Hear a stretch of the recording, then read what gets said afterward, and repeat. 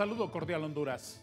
Doña Migdonia Noemí Ayestas se dedica todos los días a estudiar las cifras crudas de la violencia en Honduras. Dirige el Observatorio de la Universidad Nacional Autónoma de Honduras, que estudia, recoge los datos, los ordena y se los provee a la sociedad relacionados con la incidencia criminal en este país tan lamentablemente violento, tan dolorosamente violento.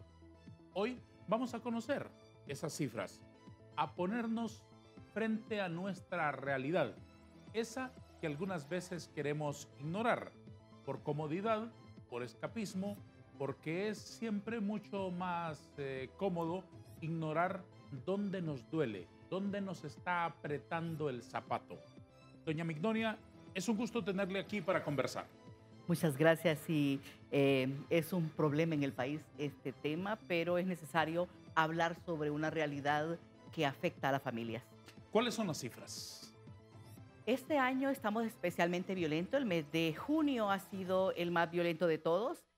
Hay temas específicos que hacen que aumente la violencia, por ejemplo, los homicidios múltiples, que este año están aumentando un 25% en el número de escenas y casi un 79% en el número de víctimas. 30 eventos en lo que va de este año con 159 víctimas. Subió exageradamente el hecho de que en la cárcel de Támara 46 mujeres perdieran la vida. Pero también la muerte violenta de jóvenes. En Honduras, ser joven es un riesgo para ser víctima de la violencia. En promedio, el 50% de los jóvenes son los que mueren violentamente. La muerte violenta de mujeres está en aumento también. Son más de 200 las mujeres que han perdido la vida en los primeros 6 meses. Y eso, si lo comparamos con el año anterior, estamos viendo que va a aumentar porque cerramos con 308 muertes violentas de mujeres el año pasado y en los primeros 6 meses tenemos 200. Entonces ya eso hace que solo simplemente doblamos a los siguientes 6 meses, son más de 400 las que perderán la vida en este país. Me dijo usted que las masacres han aumentado en un 25% en el 2023. Sí. ¿Es así? Es así. ¿A qué se debe eso? Bueno, mire, hay una combinación de muchas cosas. Primero es que los criminales se niegan a seguir órdenes de la autoridad competente, obviamente.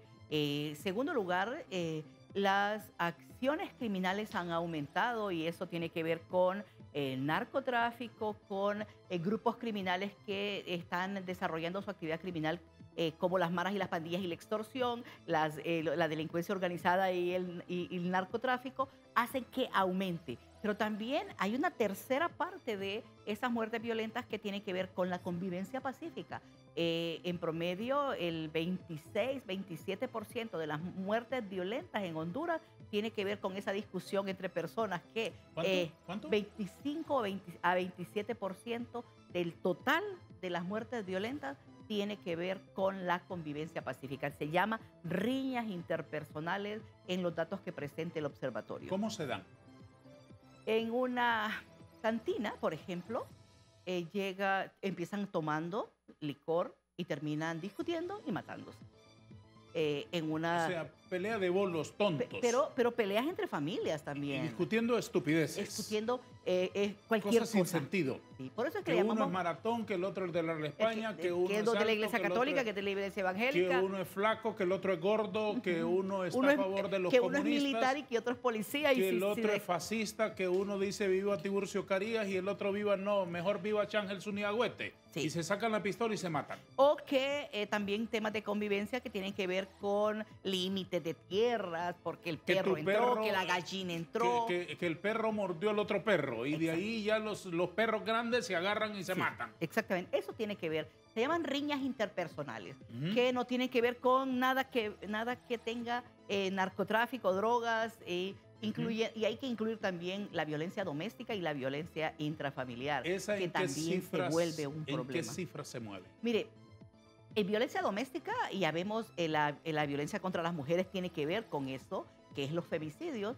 El año pasado fueron 308, este año ya hemos dicho que más de 200. Y eso es la cultura patriarcal, podemos llamarla, si la queremos encerrar en algo. ¿Por qué? Porque tiene que ver con que el hombre cree tener el derecho del cuerpo, del pensamiento y hasta del comportamiento de una mujer. Porque no le hizo bien la comida, porque discutió y aunque tenga o no tenga la razón y la mujer no se la dio, porque Por esas razones pueden agredir a sí, una mujer hasta la muerte. hasta la muerte las tiran de los por ejemplo, en Yuscarán la tiró un policía que lanzó a su esposa de la segunda planta. O en Jacaliapa este año, un esposo mayor con una joven de 26 a 28 años, ahora no recuerdo, le lanzó tiner en el cuerpo a la mujer y le prendió fuego. O en estos municipios del distrito de Francisco Morazán, encerró a su mujer y quemó la casa. Y ahí es la pregunta, ¿verdad? Cuando pasa eso, ¿y la comunidad dónde está? Ujú. ¿Y por qué? Porque imagínense que le prendan fuego a una mujer dentro de una casa y no la dejen salir de ahí. Ya dedicaremos un espacio particular de nuestro foro para hablar de los feminicidios, de la muerte de mujeres de manera concreta. Pero antes de apartarnos de las generalidades, licenciada Ayestas, ¿qué relación guardan estas cifras de 2023 con años anteriores? Tiene que, cuando los analizamos, vemos que en el 2022 cerramos, y a pesar de lo que dijo la policía, como vemos este proceso de validación, nosotros como Observatorio Nacional de la Violencia incorporamos nuevos datos a las fuentes oficiales, y en este caso a la Policía Nacional. El año pasado cerramos con 38.2 por cada 100.000 habitantes.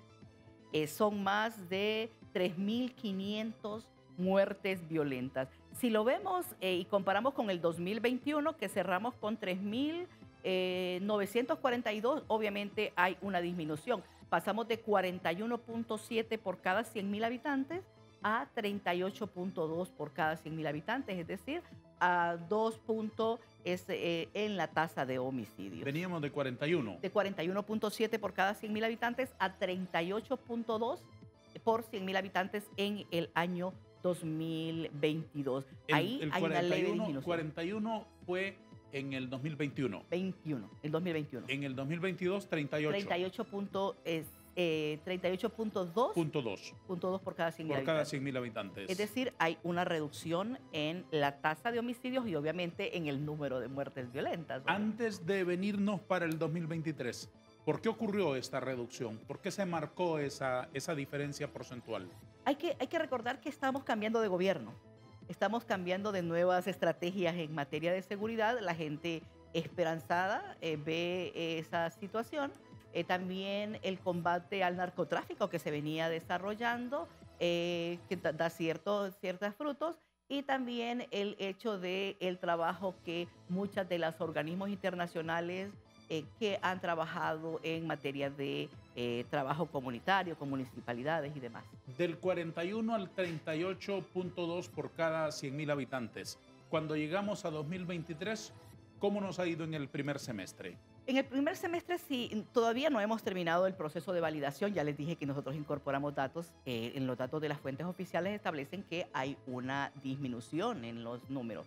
Obviamente hay picos importantes como el mes de mayo y junio, que va a ser el aumento. Creemos que este año va a aumentar la violencia. No hemos proyectado la cifra, pero se evidencia que todo esto que está pasando, y precisamente por eso la estrategia de intervención en muchos de los barrios y colonias, es precisamente por el aumento en la criminalidad. Han dicho que ha reducido en 300 muertes violentas en lo que va del año. Eso también es parte de lo que nosotros hacemos para tener cifras creíbles y validadas con fuentes oficiales. ¿De dónde parte usted para decir que cree que se proyecta un incremento de la cifra de la violencia en el 2023? En los delitos de alto impacto, por ejemplo, mujeres, niños, jóvenes, homicidios múltiples y además las muertes a transportistas. En esos estamos viendo picos. Pero las reducciones que también está estableciendo la fuente oficial, ya decía yo, 300 muertes violentas menos que ha presentado las fuentes oficiales. Eso también está en proceso de validación. La instalación de un estado de excepción no ha contribuido a bajar esas cifras? Sin duda, y ya lo hemos visto, todavía estamos en ese proceso de evaluación. Obviamente no, porque cuando vemos que aumentan los homicidios múltiples, especialmente en el mes de junio y en las zonas donde se presenta el estado de excepción, entonces ahí. Yo también sé que predecir un homicidio múltiple es complejo, porque cuando vemos que está correctamente planificado por los perpetradores, tienen la logística, tienen las armas, tienen el recurso humano, es decir, los sicarios para cometer este tipo de delitos, difícilmente puede predecir las fuentes oficiales. Pero también es cierto el hecho de que con tantos años que tiene la Policía Nacional de desarrollar este proceso, debe saber y georreferenciar dónde es más probable que se presente estos delitos. Doña Migdonia, desde que se tienen cifras, ¿cómo han ido el comportamiento de los números? ¿Las cifras suben, bajan? ¿Han ido todas subiendo? ¿Han ido todas bajando? ¿Qué me puede contar?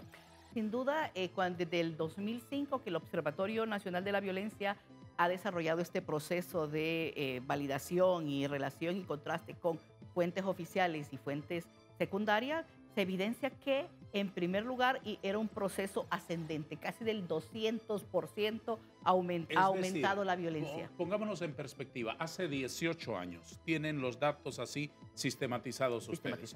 Para ubicarnos en el tiempo, en el último año del gobierno de Maduro.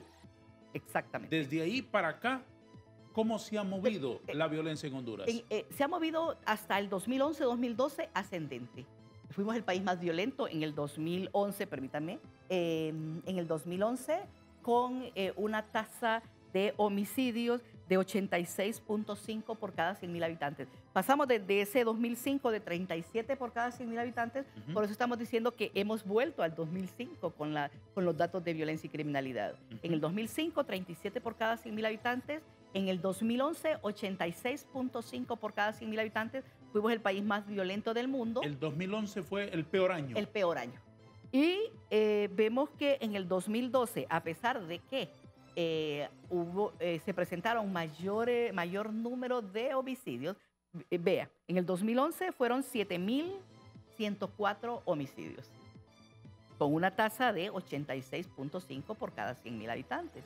Y en el 2012 fueron 7.172, más de 70 homicidios, que es la diferencia entre un año y otro. Pero a razón de el número de población que se presentó este año, la tasa bajó. La tasa bajó a 85.5 por cada 100.000 habitantes, bajó un punto la tasa de homicidios. Pasamos de 86.5 a 87. Y de ahí empiezan los esfuerzos y las estrategias en materia de seguridad para poder reducirlas, incluido en ello crear una policía militar, crear más unidades dentro de la Policía Nacional para tratar de revertir el problema. Para terminar de tener claro el panorama en ese ascenso, desde el 2005 que se tienen cifras, ¿2006 aumentó? 2006 aumentó. 2008 aumentó. Ascenso. 2009 aumentó. 2010 aumentó. 2011 fue el top. El top. Entonces significa que primer año del gobierno de Manuel Zelaya, segundo año del gobierno de Manuel Zelaya, tercer año del gobierno de Manuel Zelaya, cuarto año del gobierno de Manuel Zelaya fueron salvajes en violencia. Primer año del gobierno del Lobo, segundo año del gobierno del Lobo, ese fue el peor de los peores. Del 2011. El 2011. Del 2011 en adelante. Empieza esa reducción de las muertes violentas. Pero también otros años a subir. Y otros años a bajar. Desde el 2012 empezaron a bajar hasta el 2018. No podría ser de otra manera, llegando a 86.5%. Éramos el país más violento y obviamente nos seguía El Salvador, que fue uno de los países más violentos también, y ahora seguimos siendo el segundo país más violento en Latinoamérica. En este momento. En este momento. El segundo país más violento de Latinoamérica es Honduras. En primer lugar es Venezuela.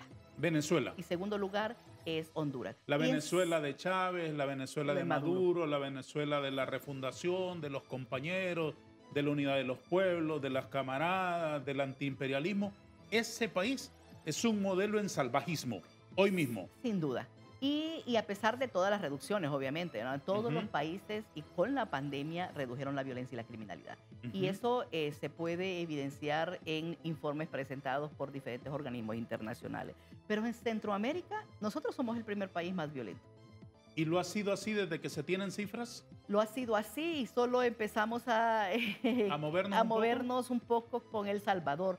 Aunque en El Salvador ya está quedando más o menos en el cuarto lugar en Centroamérica. ¿En algún momento El Salvador fue más violento que Honduras estadísticamente? Sin duda. ¿En qué año más o menos? En 2009, 2010, 2010, estos años, El Salvador ocupó el primer lugar del país más violento en el mundo. Hoy en día, El Salvador es el que menos incidencia criminal tiene hoy, en Hoy julio día, del 2023. Sí, más o menos la tasa de homicidios es de 8 por cada 100,000 habitantes. Dios mío. Sí.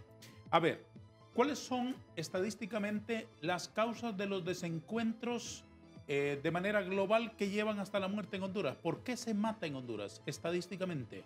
El 67%, si agrupamos en dos Sí. temas, su mayoría es actividad criminal del narcotráfico. 67%. La delincuencia organizada, nacional y transnacional es lo que aporta muchas muertes violentas en el país. Más o menos en los últimos análisis que yo hice, del 67%. Y luego sigue la delincuencia común, que es lo que decíamos, convivencia pacífica, violencia doméstica, violencia intrafamiliar, problemas de tierras y las riñas interpersonales. ¿Ese qué porcentaje es? Ese más o menos son 27%. ¿Y los numeritos que quedan? Ahí tiene que ver con acción policial y otros que no tenemos información. ¿A qué se refiere con acción policial? Es cuando la Policía Nacional o las Fuerzas Armadas van a un operativo y en ese fuego cruzado hay muerte violenta. Y nosotros obviamente la atribuimos a quien le corresponde, ¿no? Y ahí tiene que ver con acción policial. Y estos grandes motores generadores de muerte han sido siempre los mismos estadísticamente. Fueron las mismas causales que llevaron al 86% en el 2011.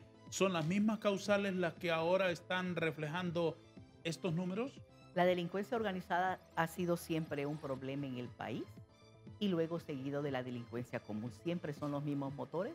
Siempre hemos evidenciado dónde están los municipios y los departamentos más violentos. Ya le pediré que me explique eso geográficamente. Cuando dice delincuencia común, ¿a qué se refiere? Lo que tiene que ver por robos, hurtos, robo de viviendas, robo de carros, que al final llevan a una muerte violenta. Pero también es lo que ya decíamos, la convivencia pacífica, la convivencia que la gente debe tener, lo que antes llamaban la civilidad, ¿no?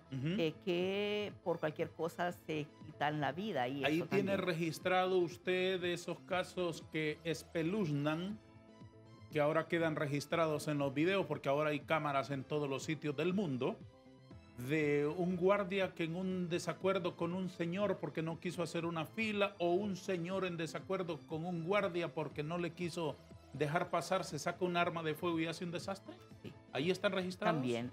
O un experto en seguridad que se pone a discutir con un guardia de seguridad porque cree que sabe más que el guardia de seguridad y el otro le quita la vida. O un guardia de seguridad que se pone a discutir con un empresario del transporte y que saque el machete y lo mata. Es decir, todos esos casos se incluyen en lo que ya yo le decía que son riñas interpersonales. Cifras que espeluznan, cifras que erizan la piel y alborotan el pelo realmente. Eso es lo que hoy estamos viendo aquí, para que tengamos conciencia de lo que pasa, para que tengamos conciencia de este país que se desangra.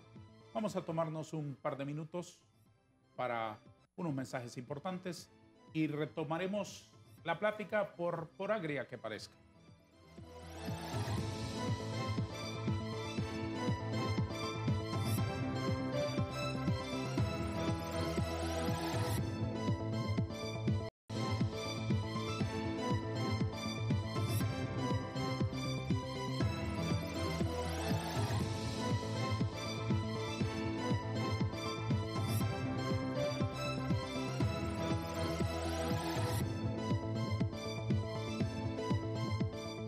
Directora del Observatorio de la Violencia de la Universidad, doña Migdonia Ayestas. Quiero que cerremos este capítulo porque tengo interés en otros aspectos. Este acápite de las causas de la violencia, la chispa que enciende el fuego en Honduras. Más allá de una discusión, una riña personal, se está llegando cada vez a extremos mucho más graves y más sorprendentes, que no justifican, pero explican un acto criminal donde una persona pierde la vida. ¿Ustedes han encontrado causas que les sorprenden más allá de diferencias personales antiguas, que se la tienen jurada desde hace 3 generaciones porque son enemigos acérrimos, irreconciliables? ¿Se han detenido ustedes a ver que ahora se discute por tonterías y que se discute incluso con familiares? No sé si desde antes, pero ahora he visto cómo nos informan los medios de muerte de tíos, entre primos, entre hermanos, entre esposos, entre hijos, entre abuelos, etcétera, etcétera, etcétera. ¿Qué puede comentarnos sobre eso? Sin duda, en el observatorio discutimos y hablamos sobre este problema y lo hemos intentado ver positivamente a través del proceso de formación. Y es que la respuesta es que no nos han enseñado a resolver los conflictos. Y creemos que un conflicto se resuelve a través del uso de la fuerza o de la amenaza que lleva a una muerte violenta. Y entonces la pregunta es, ¿cómo lo resolvimos?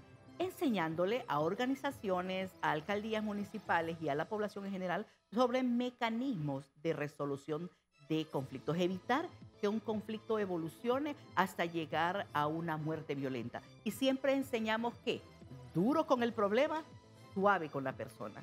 Porque al final podemos usted y yo discutir y no podemos estar de acuerdo en muchas de las cosas. Pero si nos respetamos y no nos vamos a ofendernos como personas, entonces podemos seguir conversando eso. Cuando humillamos y cuando afectamos la autoestima del otro, al final es ahí donde alguien desenfunda un arma y le causa la muerte violenta a otro. Y ahí es quien la saque primero. Ahí tenemos varios aspectos. Primero, me parece que antes de pensar en cómo administrar el conflicto, trabajemos en evitar el conflicto. Claro. ¿Por qué se convierte en conflicto que un señor piense de una manera y que otro señor piense de otra? ¿Por qué se tiene que convertir en una chispa que usted actúe de una manera distinta como yo pensaba que debería actuar? O sea, ¿por qué se convierte en conflicto que un guardia establezca una normativa en un portón de una colonia? ¿Por qué se convierte en conflicto que alguien se invente una norma que no esté en la ley, que no es pero esas son las normas en esta empresa? Quítese el sombrero para entrar, quítese la gorra para entrar, aquí no permitimos gente con chumpa, aquí no permitimos gente con camisa blanca. Aquí, es decir, si ese señor estableció esa norma, aunque no esté en la Constitución de la República, no esté en el Código Romano, aunque no esté en los 10 mandamientos, pero si ese señor establece, ¿por qué eso se convierte en conflicto? Porque hemos olvidado los valores. Y ese valor que estamos discutiendo es el respeto. Y lo que hemos olvidado es que el otro es igual a mí.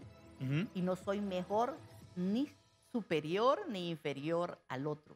Es ver al otro como persona también igual que yo. Y ahí es donde parte el hecho. Porque si yo no lo veo como igual, difícilmente puedo establecer una comunicación asertiva. Por supuesto. Y en tanto yo no puedo establecer una comunicación asertiva y había un santo de la iglesia que decía, así lo mando, así lo quiero, así lo haré. El objeto de esto es mi voluntad.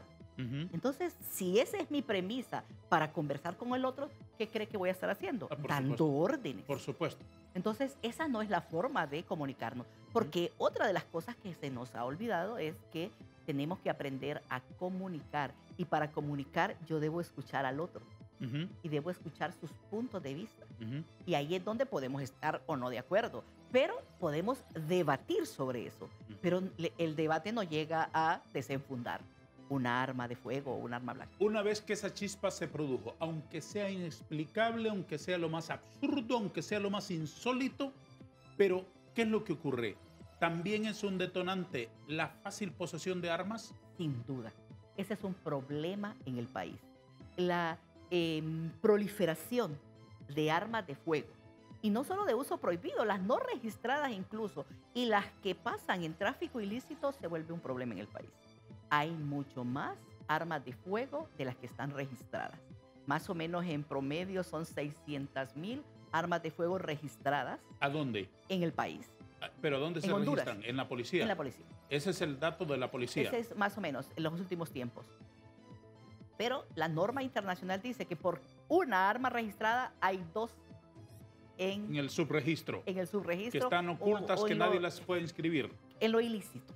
En Que lo no las ilícito. quieren inscribir incluso. Sí. Por eso es que es importante con lo que dice, es que la institución que corresponde debe de velar porque esas armas se regresen a las instituciones precisamente para que puedan destruirse. ¿Y esas armas inscritas a quién corresponden? ¿A ciudadanos, a empresas de seguridad? ¿A quiénes corresponden? Los ciudadanos que pueden registrar entre 3 y 5 armas de fuego por persona, en las empresas de seguridad, usted sabe que hay muchas empresas de seguridad. Cada en hondureño Honduras. tiene derecho a inscribir 5 pistolas, 5 armas de fuego, 5 armas de sí, 5 ametralladoras, 5 No, no, tanques no. de guerra, sí, No, lo no, que no, quiera. No, ya la norma establece cuáles. Sí. Ametralladoras, AK-47, 5 UCI, mini UCI. armas no. de fuego. 5 armas de fuego. Pero, Cada persona. sí. Obviamente, la pregunta es, En ¿para una qué familia- quiero yo tantas armas? En una familia de 5 dispondrían de 25. ¡Qué horror! Eso ya tiene un Es un horror. arsenal, ¿no? Es un horror. Sí. Y ahí es donde es necesario controlar. La El punto es- policía tiene el registro exacto y actualizado de las armas de fuego que están en manos legales, por así decirlo. Por ejemplo, la policía sabe que el señor tal es el guardia de la empresa tal y anda el arma tal, de tal fecha, de tal estilo, de tal registro, etcétera. Las empresas de seguridad privada tienen la obligación de registrarlas y por lo tanto deben saber cuáles son las armas que tienen como empresa y luego establecer un récord de quién es el que está usando esa arma y por lo tanto él debe tener un permiso de portación de esa arma que está y que la gente ve cuando ve a un guardia de seguridad privada. Para cerrar ese círculo espantoso, esa discusión que se generó por un desacuerdo menor, por una tontería, por una minucia, es complementada por la fácil disposición del arma de fuego. Encima, por la falta de denuncia de los ciudadanos, la falta de investigación, la falta de castigo. ¿Cuáles son los otros factores que cierran el círculo? Sin duda es un problema la desconfianza en la institucionalidad, la gente que establece para qué denuncio si no van a responder a esa denuncia, es también otro de los problemas. Y la corrupción es otro de los problemas. En países donde impera la violencia hay mucha corrupción y debilidad institucional. Es decir, los ciudadanos piensan a veces, si voy a denunciar, puedo encontrarme con el que me tome la denuncia, es un lana del mismo pelaje de este otro señor. Y lo han dicho, ¿no? Y el problema es que eso se traslada de familia en familia y dicen, no vamos a denunciar. Pero sí es un llamado a que la gente denuncie, porque entre más denuncias se presentan, más se puede evidenciar un problema y que la institución puede resolver. ¿Cuál es el principal instrumento de muerte en Honduras? El 80% de las muertes violentas en Honduras se utiliza como instrumento de muerte el arma de fuego. Y ahí es 80%. donde es un problema. 80%. El 80% de todas las muertes violentas en los últimos años es el arma de fuego. Exactamente es un 79.9%. Sí. ¿Y el otro porcentaje? El otro porcentaje tiene que ver con armas contundentes, armas cortopunzantes. Los cuchillos, los machetes, los palos, las piedras que hemos visto en muchas de las escenas de crimen también se convierten en instrumentos o armas. ¡Qué horror! En este panorama espantoso, la muerte ha alcanzado a personas que nos parecían antes, como hemos venido en ese círculo de irnos acomodando, como quien se acomoda a un dolor de espaldas, que colocando la almohadita Que sentándose bien. y durmiendo de ladito cree que el dolor desaparece y cuando amanece por la mañana el dolor sigue ahí. como así hemos vivido con la violencia en Honduras, antes creíamos que no podía alcanzar, y me duele el alma al decir esto, que no podía alcanzar a nuestros niños. Hoy estamos viendo más muertes de niños. Sin duda, yo decía que la violencia tiene un rostro de niñez y juventud. De ese 100% de violencia que ocurre en el país, en promedio, en los últimos análisis que hemos hecho, el 45% es a menores de 30 años. Y esto se vuelve un problema porque la niñez de menores de 18 años en promedio es el 5%. Por eso es que decimos que la violencia tiene un rostro de niños y jóvenes. Repítame ese dato, por favor. Que el 45% de las muertes violentas tiene que ver con niñez y juventud menores de 30 años, como establece menores de 30 años. Pero en niños menores de 18 años, en promedio es el 5%. ¡Qué horror! ¡Qué horror! Y empiezan desde 6 meses, desde un mes de nacidos. O sea, el derecho a la vida se ve afectado en un país donde no se investiga, donde la violencia se ha naturalizado y se ha normalizado. Sí. Qué espantoso, Dios mío. Qué espantoso. Qué horror realmente. ¿Cuáles son los lugares más violentos en Honduras? Hay muchos. Nosotros año con año hemos georreferenciado la violencia y la criminalidad en el país. Hemos dicho cuáles son los departamentos especialmente violentos y cuáles son los municipios.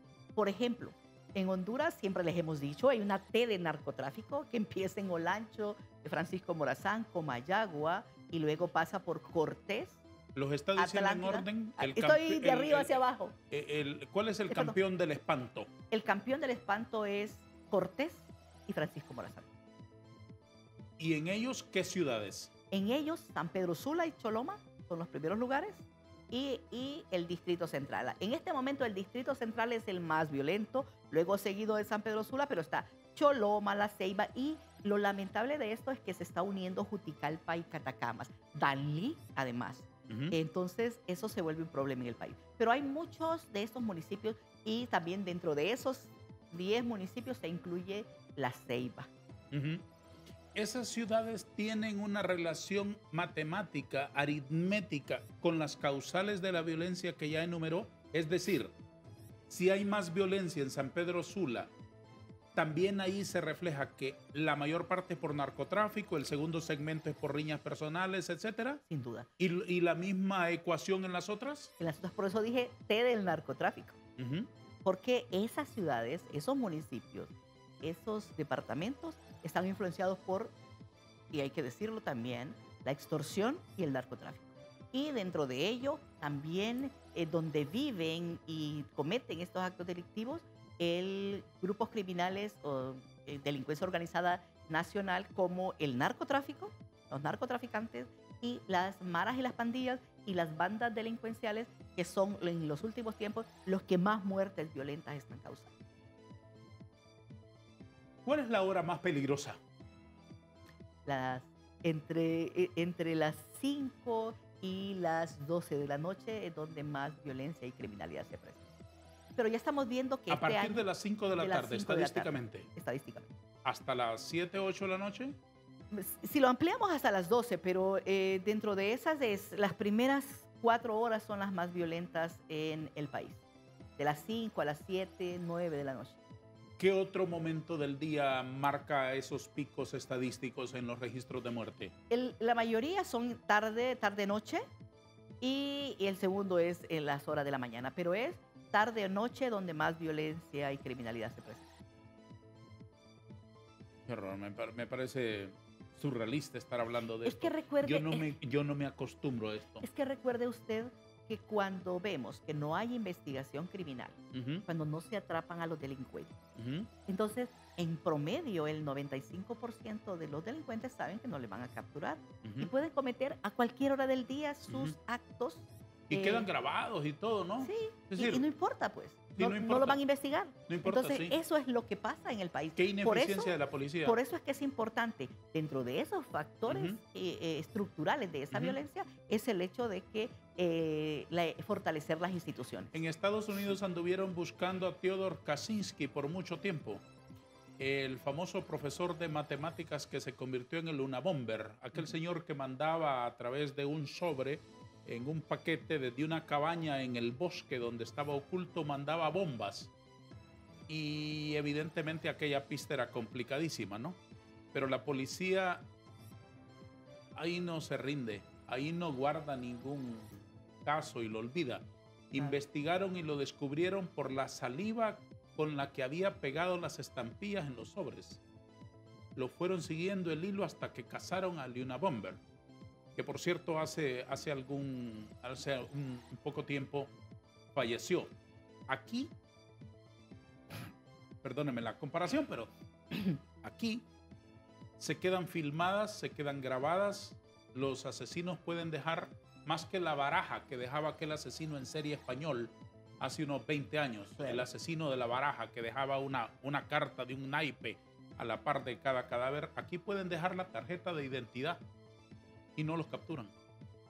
Lastimosamente, y eso Qué horror. se vuelve un problema, Qué horror. porque la gente muchas veces dice, da probables pistas a los Ujú. investigadores, Ujú. sabemos que deben sustentar la prueba, Ujú. pero, por ejemplo, desde el año 2004 son 86.925 muertes violentas, muchas de ellas no se investigaron, 86,000. 925. Una pausa, la última en nuestra conversación de esta mañana.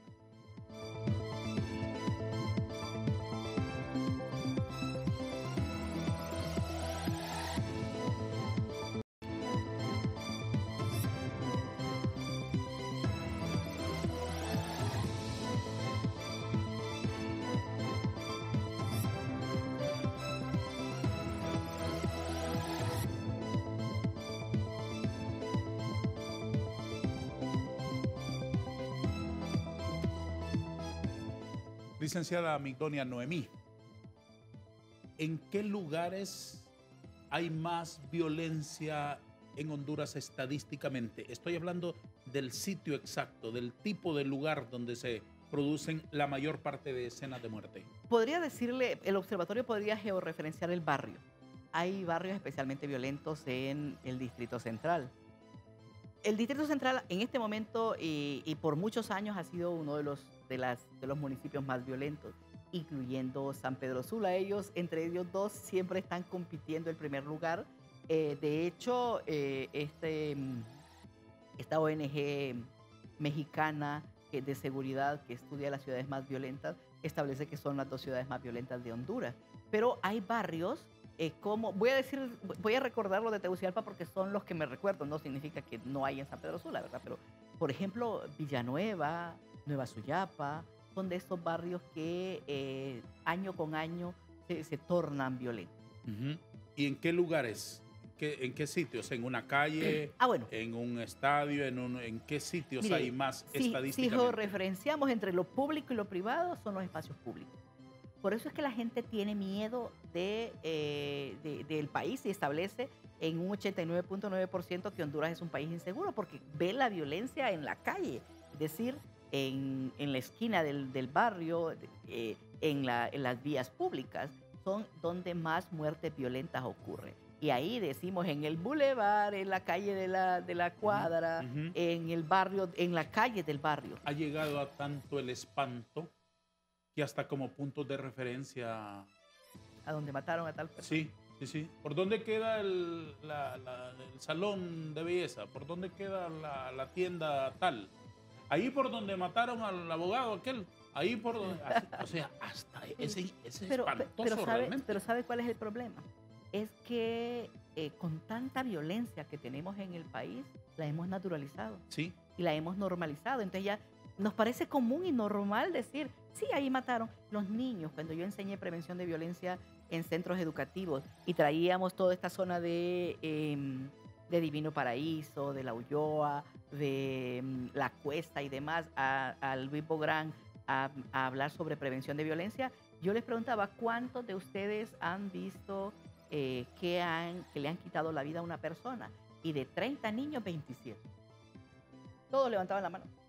Sí. Y entonces, qué horror. Y es que si no lo vieron, pero es que si no lo vieron en el momento espantoso ese, los padres lo llevan a mirar. Y además, aquí en los barrios hay gente que se instala a ver escenas del crimen y además con los 6 brazos horas cruzados teniéndolo chineando ahí, un niño. ¿sí? Y 6 horas teniéndolo ahí. Expuesto. Porque la autoridad competente, que en este caso es medicina forense y el fiscal de turno, nos llega a levantar el cuerpo. Y eso hace que los niños vean como natural, como normal. Y nos volvemos insensibles. Sí, ya nos vamos Ya insensibilizando. no nos pasa nada. Sí, es como ver llover. ¿Sí? Es decir, es como el árbol que está frente a la calle donde pasamos todos los días, que a fuerza de estar no lo vemos. Sí. A fuerza de ser obvio ya no lo percibimos. Ya no lo percibimos. Es como los que están pidiendo en la calle, las personas sin techo. A fuerza de verlos ahí todos los días ya son invisibles para el corazón de mucha gente. Lo invisibilizamos. Exactamente, y esos son mecanismos psicosociales de la violencia. Entonces ahí es donde tenemos que trabajar, porque el problema de esto es, ¿qué es la respuesta del Estado ante la violencia? Más militares, más policías, más armas. Ya le voy a preguntar eso en los últimos minutos, pero antes dígame, retomemos el asunto de las mujeres. ¿Qué es lo que debemos saber sobre la violencia contra las mujeres? Primero, que no es natural que matemos mujeres. Segundo, que es producto de una cultura que nos ha enseñado que las mujeres son de menor valor, que las mujeres son para estar en la casa, que son para obedecer a un hombre. Y por lo tanto, si hace lo contrario, entonces las matan. Eso se tiene que ver con cultura patriarcal.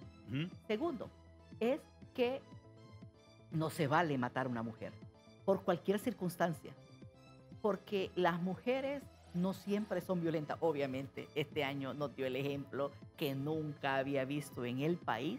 Que las mujeres matan también. Que las mujeres matan. Eso casi nunca lo... Y eso era algo que nosotros estamos viendo, pero obviamente tiene que ver con una ideología, ¿Las que provocaron esa matanza en la cárcel de mujeres son mujeres? Son mujeres. Sí, las que alaron el gatillo son mujeres. Mujeres matando mujeres. Sí. Entonces, eso tiene que ver también con la forma como educamos a nuestras hijas y nuestros hijos.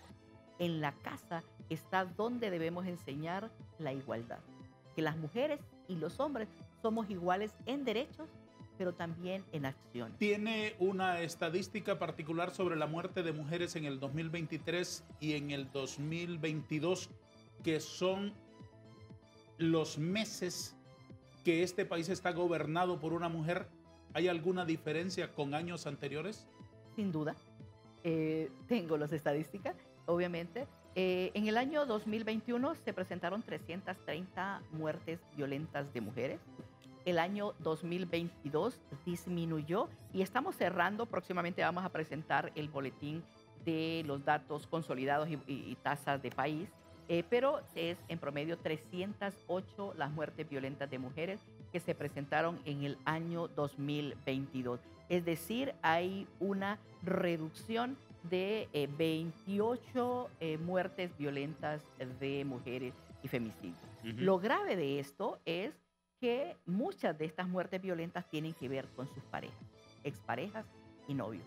En promedio, el 60% de esas mujeres que perdieron la vida año con año. ¿El 60%? El 60%.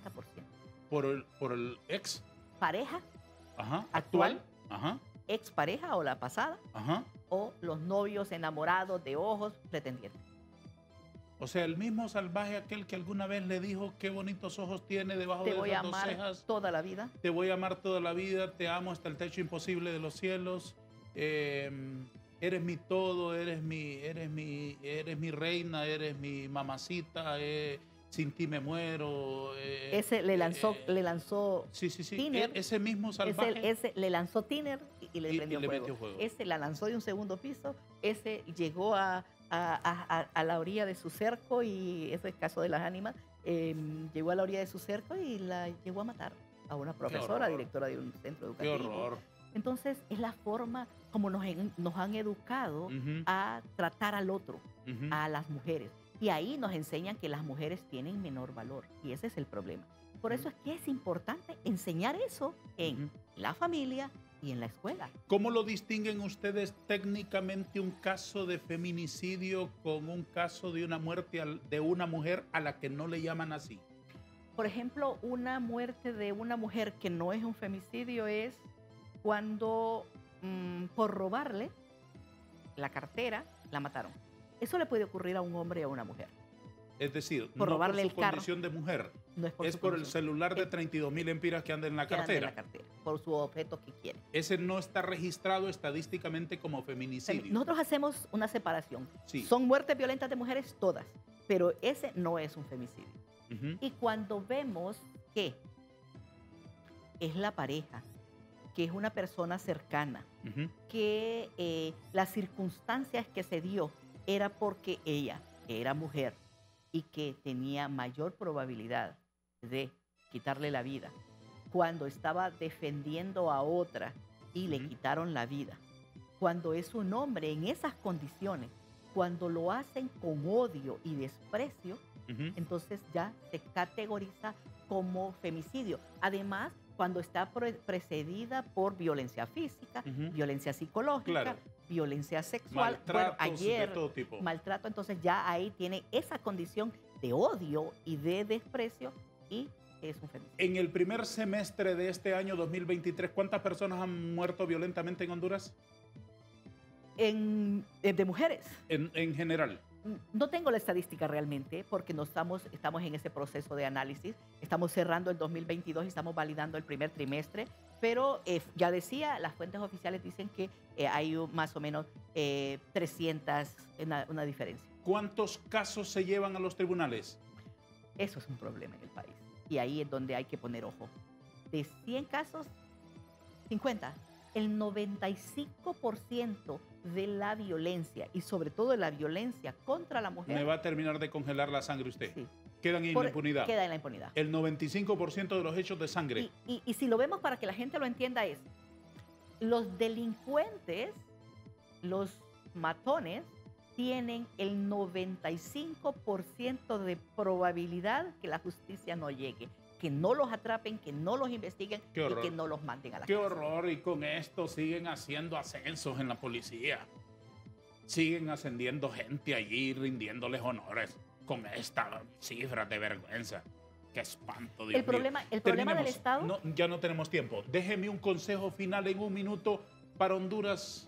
Licenciada Ayestas, usted que vive en las entrañas del dolor de este país, usted que tiene como trabajo, no sé cómo cuida su salud mental, pero eso es admirable en usted. Eso es admirable, que usted sea una persona así de equilibrada y así de maravillosa como es usted. No sé cómo lo logra trabajando con esos datos en la mano. Pero usted que tiene esa conciencia y que estadísticamente conoce el comportamiento acá de unos y de otros, ¿qué consejo le quiere dejar a Honduras? Primero, que mejoremos el tema de la prevención de la violencia, que necesitamos trabajar, más que el control y la disuasión, es la prevención de la violencia que hay que trabajar. Y enseñarles a nuestros hijos e hijas, a la familia, mecanismos alternativos a resolver los conflictos para que no evolucionen y lleguen a una muerte violenta. Y al Estado, que debe trabajar para reducir el narcotráfico y la extorsión, precisamente porque es lo que más muertes violentas ocasiona en el país. Le agradezco mucho la gentileza de acompañarnos. Le deseo muchos éxitos y le deseo desde el fondo de mi corazón cada vez menos trabajo. Ay, muchas gracias. Si hay persona que yo quisiera que cayera en el desempleo, es usted. Bueno, gracias a la universidad se lo digo con todo vamos a el investigar corazón. otras cosas, sí. Necesitamos Que usted reducir la investigara violencia. plantas, investigara estrellas, investigara el desorden en el microcosmos del estómago de la tilapia, que investigue cualquier otra cosa menos eso. Le deseo que el desempleo le caiga lo más pronto posible. Es un espanto lo que vive este país y queremos todos que cambie. Bueno, no sé si todos, pero por lo menos en este foro nosotros queremos que cambie. Gracias, doña Migdonia. Muchas gracias a usted. Le agradezco mucho. A todos, gracias y adiós.